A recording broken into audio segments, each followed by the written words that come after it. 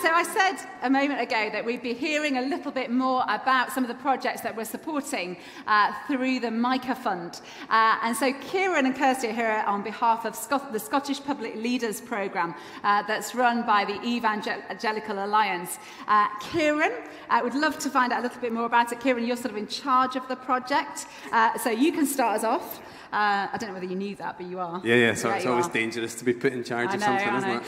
So, Kieran, can you first of all just tell us a little bit about what's at the heart of the Scottish Public Leaders course? Yeah, so we have a very simple and very easily achievable aim at the Scottish Public Leader Programme, and that is really to create a network of public leaders across Scotland. So people who might be working in business or politics or media or arts. Great to hear about the art thing that you're doing there. Education. And that's the simple bit. We want to create a network of those Christian public leaders that will in turn lead to the transformation of different areas of public life within Scotland. So that's the harder bit. It's a long-term programme, so we are 3 years in to what we see this being a 30-year vision. So 27 years to go. If we need to do it, if any of us are still here, I don't know. And what we're trying to do, really, we kind of discovered two things about 3 or 4 years ago when we were starting to think about this. And firstly was that if we want to see some of this really good, really positive kingdom transformation, because the kingdom of God is good news, right? If we want to see that, it's a long-term thing. And often Christians, we can see often Christians when we engage with public life in some of these different spheres, we can often be quite short-term in how we do that. And sadly, we're sometimes known for not only being short-term, but really just engaging in stuff we don't like. So our voice, almost what people see Christians in public life as being, is perhaps short-term and sometimes negative. And public leaders is really one of the ways we're trying to change that at the Evangelical Alliance. So we recognise this is a long-term thing. Actually, to bring this positive transformation, we need to encourage, we need to empower Christians to live and to lead wherever God has placed them.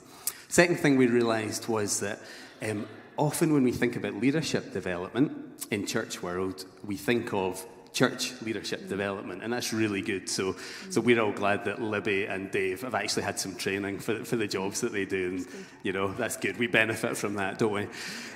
But that's not the only aspect of life and society that Christians are called to lead in. Most of us here are not in church leadership. Most of us are in places that God has got us through the week, where we are leading in some different capacity. We have some sphere of influence. And so we saw a gap, and really what we've tried to do with that is to say, okay, what does it look like to be a Christian leader in education, in the health service, in business, in the arts, in politics, in law?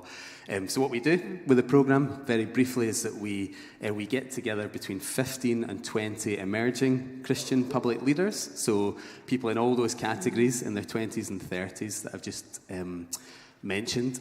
We pair them up with mentors. We take them through a leadership development programme over a year where we have senior leader input.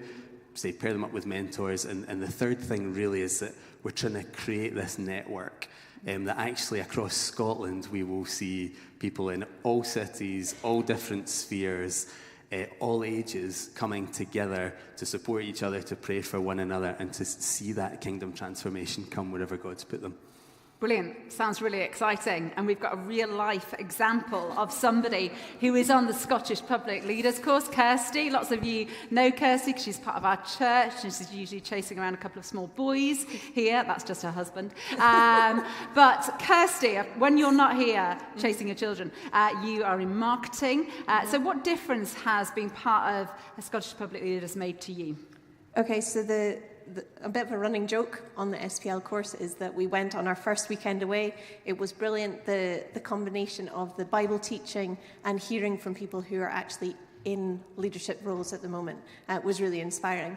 We came away from that, and my life changed a bit. That I felt I'd been going on a bit of a journey, and I felt God telling me, you need to leave your job. And so after the first weekend, I went back to work and I left my job. And it is by no means part of the course that you're supposed to do that. No, but then what's been amazing is having that mentoring and having the community of the other people in the course to be able to, we WhatsApp all the time and we're constantly discussing what's going on in each of our lives because we're all very different and there are people who are representing all these different areas that Kieran mentioned. So it's been brilliant to have that support and hear from different people. There are a number of P's and G's people who do speak on the course, but there are people from further field as well, and just hear about them and how their faith plays into their workplace. When I left my job, I thought I must be going into mission because why else would God take me out of one job to put me into another within business? But what's been amazing is actually the journey where I've realised, no, it's actually possible that God is using me somewhere else, that I don't have to be a vicar. Or someone who's leading something that is a kind of straight mission. So it's been really exciting for me. And have you got another job? I do. As of Monday. Brilliant. I just started a job, so it's very exciting. Great. So Kieran, last question. The Micah Fund, this is like a 30-year journey you're on. And you support us for the next 30 years, yeah, right? I'm like, we've only committed a small amount of money. So what can that small amount of money that we hope to give you from the Micah Fund do? What difference will it make? Yeah, so we really appreciate this opportunity. And as Kirsty said, we have really walked with P's and G's, actually, with a number of people from P's and G's over the 3 years that we've been doing this so far. We've had a number of participants, a number of mentors, a number of speakers. And actually this opportunity again to receive some funding from the Micah Fund is going to make a huge difference. And it's going to make a huge difference because it comes at a really significant moment, I think, in our journey. Kirsty is the 50th person who's gone through the programme now. So the 3-year groups, we've got exactly 50 people. We feel like the startup phase has kind of started up now. We feel like the sort of piloting, the testing, all of that stuff you have to do at the beginning has happened. And we had no idea if it was going to work, to be blunt, when we started. We felt like God had given us this vision.